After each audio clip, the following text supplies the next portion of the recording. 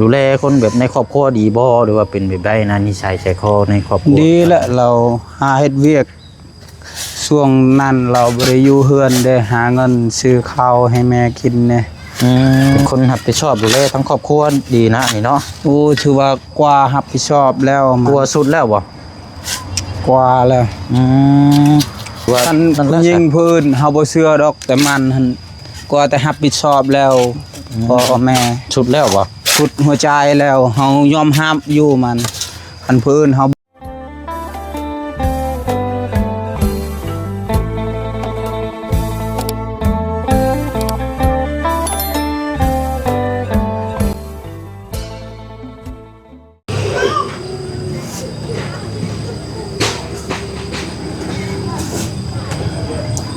ก็ถือว่าหลังคาเนาะยังบ่ทันได้มุงเพราะว่าสร้างเฮานี่หยุดมื้อ1วันเนื่องจากคนในบ้านเนาะได้เสียชีวิตก็เลยดูแลเบิ่งงานซอยกันเนาะพี่น้องเนาะกะบ่เป็นหยังพี่น้องเนาะมาติดตามเวียกงานน้ำกันอีกคือเก่าคือเดิมเด้อพี่น้องเนาะพร้อมกับหนุ่มโสดเฮานี่แหละพี่น้องเนาะหนุ่มโสดเฮานี่รู้สึกว่าต้องชิมเมื่อยแท้นี่เนาะเห็นว่ากรุบบาดนี่โอ้เพิ่งได้อันนี้ไม่ก่อนตัวไปเฮ็ดหยังก่อนจะมาแต่รับจ้างยังมื้อนี้นะจางแบกไม้แบ่งไม้โอ้เฮ็ดเวียกเผาผลาญเลยนี่พี่น้อยเนาะแบกไม้อย่างโบงนั่นเด้รับจ้างไปไผน่ะเนาะทากแน่โอ้ทากแล้วทั้งคนเด้แบบเป็นกิโลบ่โดยเฮามือแสนซาวเขาตัดแล้วเฮาแบกเด้โอ้อ๋อที่ว่าเป็นทอดนั่นบ่โดยตัดแบกขึ้นรถนั่นบ่โดยรถบักใหญ่นั่นพี่น้อยมันแม่นนิดหน่อยเด้นั่นน่ะ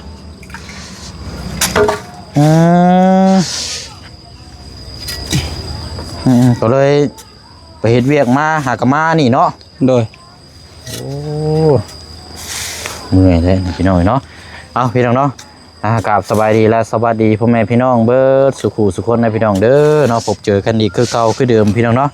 มาอยู่เขตของทางน้องออนเนาะข้างห้องน้ำมาถมดินนี่ก้อนพี่น้องเนาะ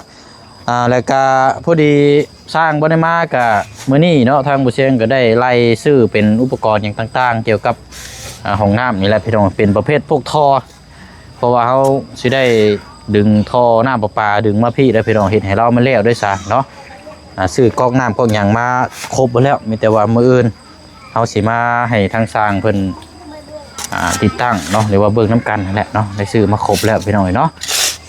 เอาได้รายจ่ายก็เดี๋ยวจ้างเขามาแจ้งเบิกน้ำกันอีกรอบนึงเนาะพี่น้องเนาะเอากะฝากทางพ่อแม่พี่น้องFCปลาลุงเฮาอีกน้ำคือเก่าคือเดิมพี่น้องเนาะเคสของทางน้องออยเนาะที่ล่าสุดนี่แหละพี่น้องทางน้องเพิ่นก็ขอความช่วยเหลือจากทางปลาลุงพี่น้อง FC เนาะเกี่ยวกับมดลูกปั้นเว้าพี่น้องเกี่ยวกับถุงน้ำนั่นแหละพี่น้องเนาะทางแพทย์เพิ่นว่ากินยากินหยังมันก็บ่หายบ่เศร้ามีแต่ว่าให้ไปผ่าตัดอย่างเดียวมันจังสิหายแต่ว่าก็ในระยะที่การผ่าตัดนี่ก็ต้องใช้เงินก็ลายเติบอยู่ได้พี่น้องบ่เรื่องผ่าตัดนี่เนาะก็สิประมาณ20 ถึง 30 ล้านพุ่นแหละพี่น้องแต่ว่าก่อนสิถ้าว่ามีก็เฮาต้องไปกวดต้องไปยังต้องเริ่มใหม่เบิดหั่นแหละพี่น้องเนาะเอาฝากทางพ่อแม่พี่น้อง FC ปลาดุงเฮาในเด้อพี่น้องเด้อเนาะทางน้องออยเนาะพี่น้องอยู่กับครอบครัวกับแม่2 คนเนาะทางน้องซอนก็สิฮู้อยู่ดอกเนาะโดยลาวก็เหมือนคอยอันแล้วแบบเดียวกันกับน้องซอนได้พี่น้องน้องออยกันคือกันนั่นแหละเราก็ดูแลแม่เขาเราอายุเท่าไรปีแล้วได้แล้ว20 ปี22 ปีเรามีอยู่คนมักแต่เราบ่เอาเราสิดูแลแม่เรามีคนมักที่จะพร้อมที่จะงานอยู่แต่ว่าเราบ่เอาดูเราก็แบบเลี้ยงแม่เด้แม่ก็อยู่ผู้เดียวใครสิเลี้ยงซอยมันเพราะว่าถ้าเราเอาผัวเราต้องไปอยู่บ้านผัวแล้วเนาะยากสิแหละพี่น้อง ยกตัวอย่างกับคันสิเว้าก็คือคล้ายๆคือเคสของทางน้องหลอกแค่และอันนี้ก็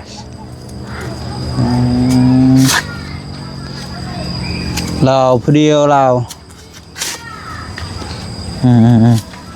อันว่าพอแล้วนั่นเลิกแต่น้อยฉันบ่จะว่านะสอนโดย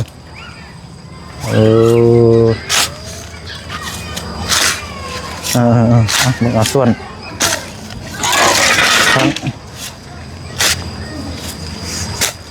แบบเดียวกันกับน้องสอนได้พี่น้องทันสิบอกไปเจ็บมือเฮ็ดบ่ไหวนี่ใช้มือเป็นได้นะอ๋อโธ่เบะชี้อยู่ฮะมือโพงบ่เลยพี่น้องตัดแบกลึกอยู่ดีนี่เนาะโอ้ยพี่น้อง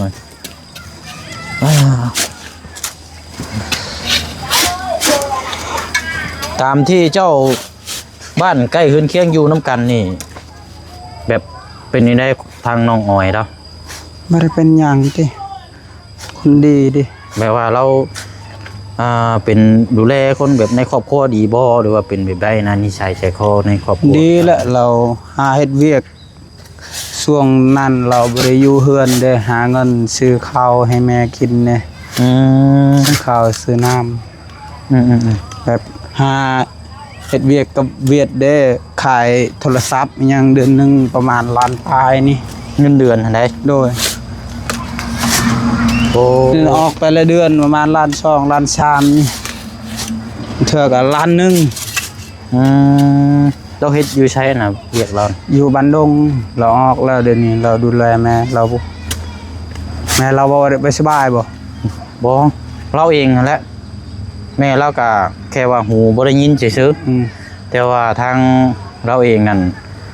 เกี่ยวกับลูกผู้หญิงเนอะแบบว่าอย่างหมดลูกนั่นแหละหมดลูกเราก็จังใดเมื่อยทางกระโตเนี่ยเห็นเราก็จอยแห้งเนาะเบิ่งตะกี้อันใหญ่โตมันแบบเตาก็ซ้ำเฮากันแบบทุก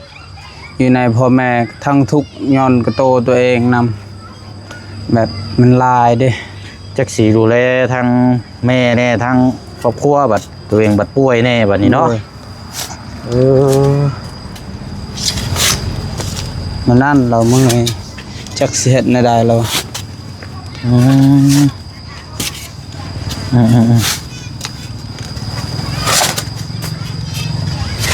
แต่ว่าตามที่เจ้าเบิ้งนี่ก็ว่าโอเคเนาะน้องเพิ่นนี่เนาะโอเคบ่ได้เฮ็ดหยังบ่ได้ลิ้นหยังบ่ได้ไปเที่ยวนับแต่กับหมู่บ่ได้ไปเป็นคนหาลิ้นกินเที่ยวแบบว่าสนุกสนานพอปล่อยปละละเลยทางครอบครัวบ่แม่นเนาะบ่แม่นได้เราบ่ได้ไปเล่นไปเที่ยวอยู่นั่นอยู่นี่บ่เคยไป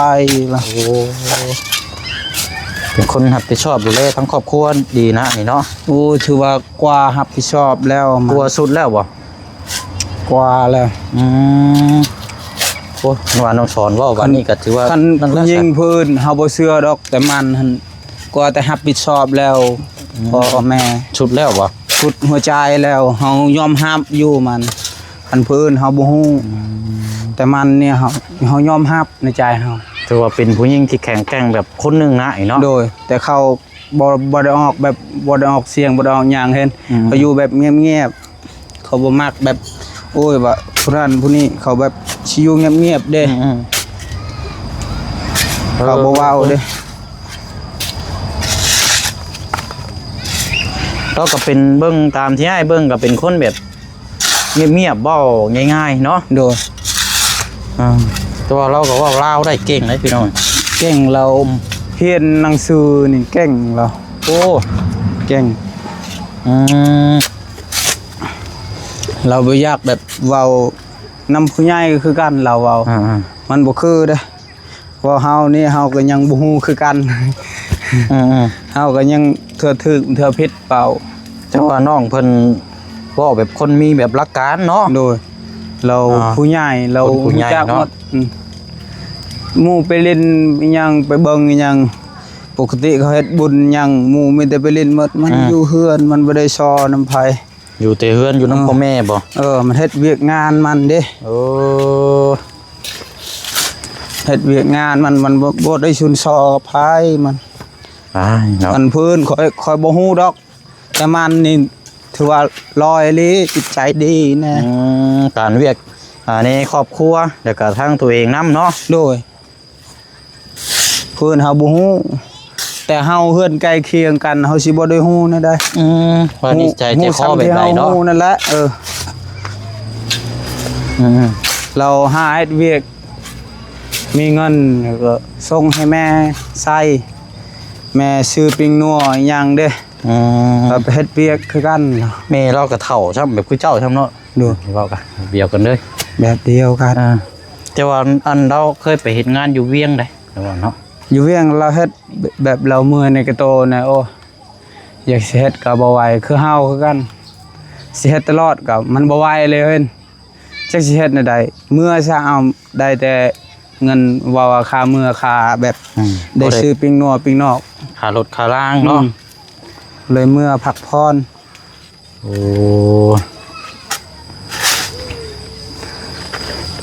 ถ้าเฮาบ่ได้เฮ็ดนั่นตาย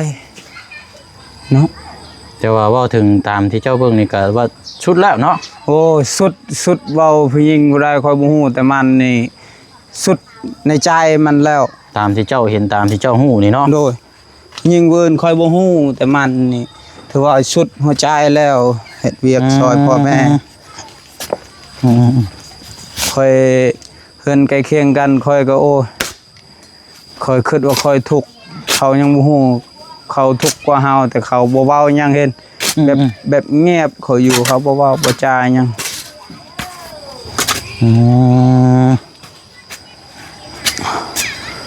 ได้ เอาเรื่องมันนี่โอ้ค่อยเว้าหลายจึงน้อยค่อยอีกหาย เอาเรามีแต่ให้ได้กินให้ไปถามกิน มันก็แบบคือค่อยนี่นะแต่ค่อยเป็นผู้ชายค่อยอดได้เด้ผู้หญิงอดบ่ได้ มัน คือกัน เว้าได้ความทุกข์ความเฮ็ดเวียกเฮ็ดงานเนาะ โดยเว้าเรื่องทุกข์นี่โอ้ยแบบคือกันนั่นเลยเห็นเว้าว่าพ่อกับผู้เดียวเว้าว่าแม่กับผู้เดียวคือกัน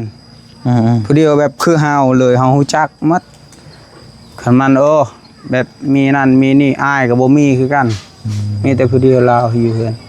แต่ว่าเรามีเอื้อยเรานำ เอ้ยเรามีเอาผัวแล้ว เอาผัวอะไรก็ไปอยู่บ้านผัวเนาะ โดยอยู่บ้านฮอลัวพุ่น บัดนี้อันเราก็อยู่กับแม่2 คน โดย อยู่เฮือนหลังนั้นเนาะ โดยเฮือนหลังนั้น เฮือนเราก็ตัวเก่าเนาะบ่ได้มีต่อเติมต่อหยังเลย เฮือนเราก็ซ้ำเฮือนคอย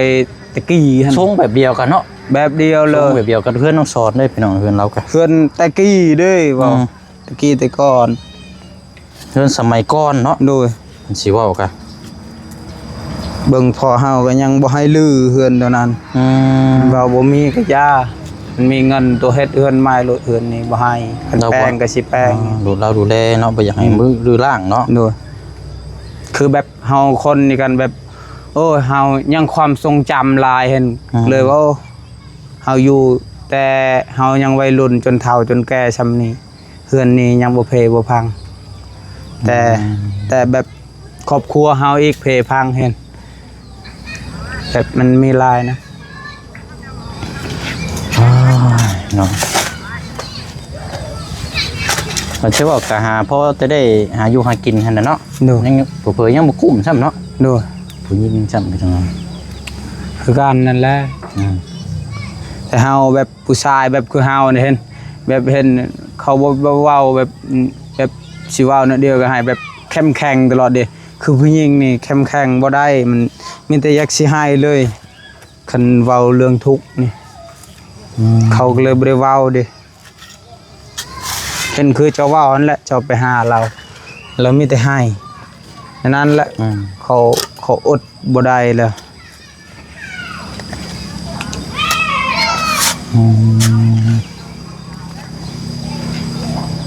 แต่ว่าพ่อเรากับป้าแต่น้อยพุดเนาะ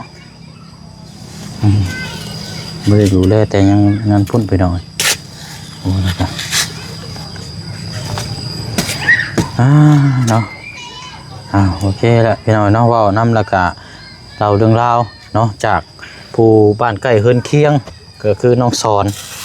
เป็นแบบเดียวกันหั่นละเนาะ โดย คือน้องสอน แต่ว่าอย่างฮู้ว่าเล่าแบบใดนะพี่น้องเฮาก็ถามเพิ่นหลายมุมหลายทิศทาง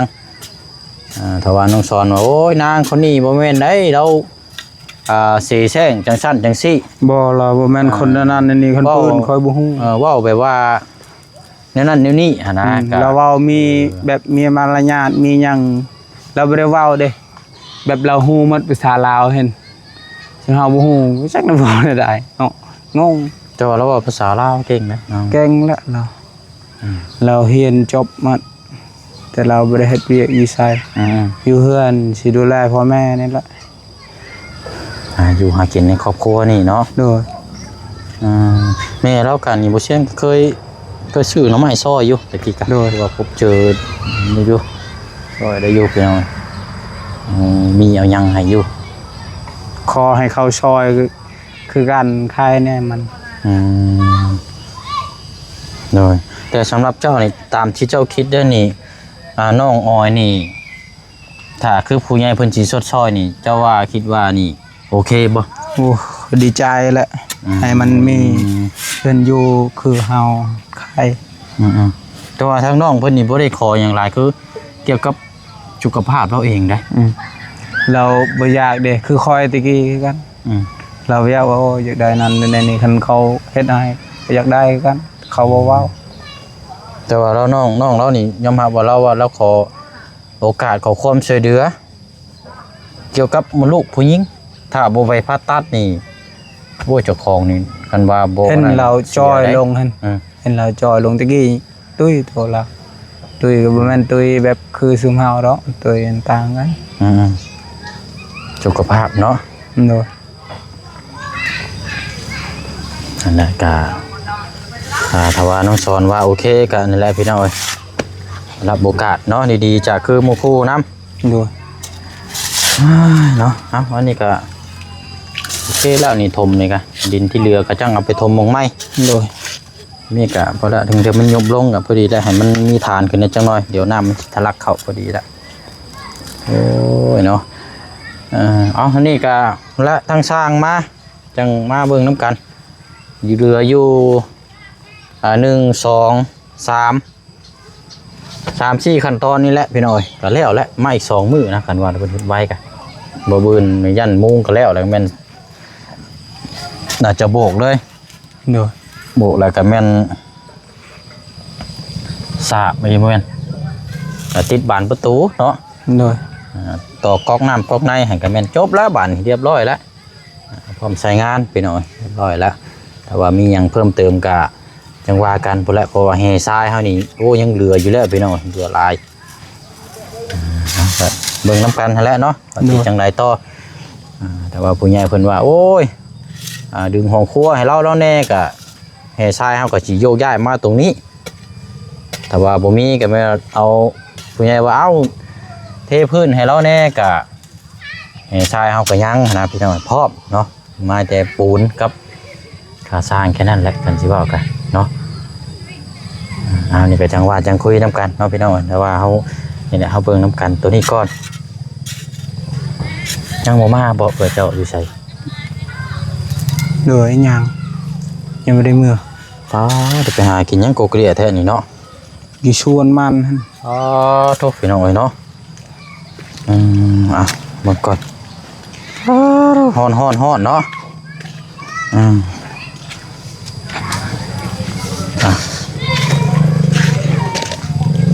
เพิ่นเด้เราปัดกวาดหั่นเมื่อไร โอเคซะเนาะ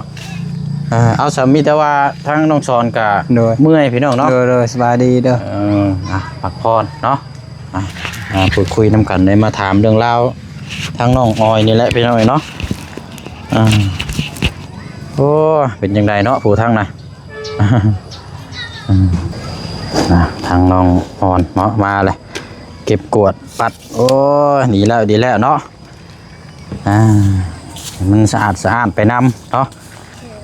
บางเถื่อบางทีมีเด็กตะปูเนาะเป็นจังไดเมื่อนี้หาเฮ็ดเวียกยังแน่เมื่อนี้ก็บ่ค่อยเห็นมายามใดพ่อแต่ลูก ไปเสียยามัน เชื่อหญ้ามันยังบ่แล้วบ่หญ้ามัน ยัง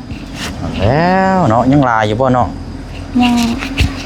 ยังน้อย อีกจังมื้อเสือสิแล้ว ประมาณ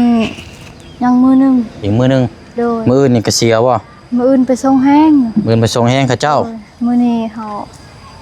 อืม ไปสวนเฮาเลย มื้อนี้ไปสวนเฮาเองมื้อนี้เนาะ โดย อ่า น้องก็เมื่อกี้นี่ล่ะ อืมอันน้องเปลี่ยนบ่ โดย อ๋อน้องของพ่อจังว่าอ้ายเมื่อพุ่นกี่ว่าสิเข้าเพราะว่าอ้ายเข้าไปบ้านสมูน โดย แต่ว่าอันเลยถามทั้งน้องวายเราว่าฮู้อยู่แต่ว่าหักยันก้ำกึ่งเลยยันว่ายันมันไปก็ยันบ่พอแล้วหรอกแม่นนี่แล้วหากับเมื่อกินนี่เนาะ โดยแล้วเมื่อกี้นี่ล่ะแล้วเมื่อหลังเฮา ก็อยากไปเยี่ยมยามเบิ่งสวนมังพริกแล้วนะ โดย เอาพังเบิ่งก่อนเนาะรอบหน้ารอบในก่อนซะ โดย อืม ยาก็6ซ้ำคืออายเห็นนั่นล่ะ บ่ไหวเนาะ โดยบ่ บ่ ว่า เฮ็ดก็บ่ไหว เฮาก็เฮ็ด พก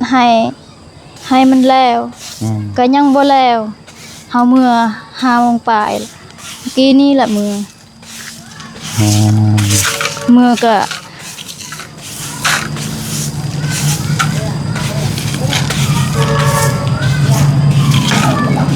แล้วส่วนมันเฮาคล้ายๆนี่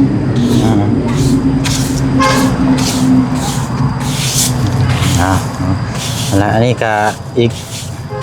ประมาณ2มื้อนะ2มื้อสำเร็จ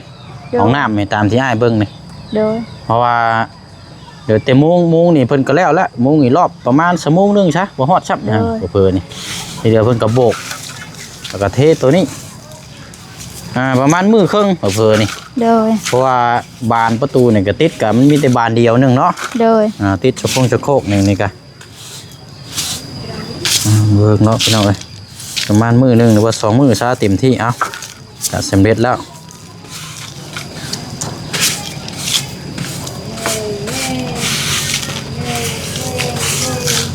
เสียหมดมือมื้อนี้ให้มันแล้วก็บ่แล้วยาหกเด้ เฮ็ดน้ำกันจักคนเนาะ สิ 4คนบ่มื้อนี้ โดยเสียวเขาแน่ไปเด้ อืม เสียวเขาแน่น้องเขาแน่ก็ เซียวซีนบ่ โดย โอ้ บ่ได้พ่อรอนานเนี่ยเนาะทางนั้น โด กัน ยมื้ออื่นไปชวนเสียวเฮามื้อคือไปชวนเฮาอีก อืม ให้มันแล้วเลยเด้ แม่น้องเอิงเนาะ โดย หาอยู่ได้บ่ได้พ่อเราแต่เอิงแหละ โดย คิดถามอยู่นั่นกับพี่น้อยทั้งแม่น้องเอิงเป็นเซี่ยวกันนั่นแหละเราก็พอมื้อนี้เซี่ยวมาซอยในมื้ออื่นไปซอยแห้งเซี่ยว โดย ไปน้ำเสียวยิ้มตลอด เนาะเอา เสียวเฮาก็ยิ้มเฮาก็ยิ้ม ม่วนแล้วเนาะ โดยมื้อนี้ละเจอเสียวดนแหละเฮาก็อยู่บ้านเดียวกันแต่แบบไล่อย่างเวียกเด้ แม่นเวียกมันเวียกงานนั่นแหละเนาะ โดยพบหมู่บ้านนี่แบบมื้อเช้านี่ไปสวนเฮาเลยเด้อ อืม ไล่อย่างไล่เวียกมัน ก็เลยไป ฮ็ดยาเนาะ โดยมื้ออื่นไปส่งแหงเสียวเฮามื้อนี้เสียวเฮาไปสวนเฮาก่อน เนาะเอ้ายังบ่ทันได้อาบน้ำอาบท่าเนาะ โดย โอ้ หากะเมื่อเมื่อกี้นี่ยัง หากะเมื่อเนาะ โดย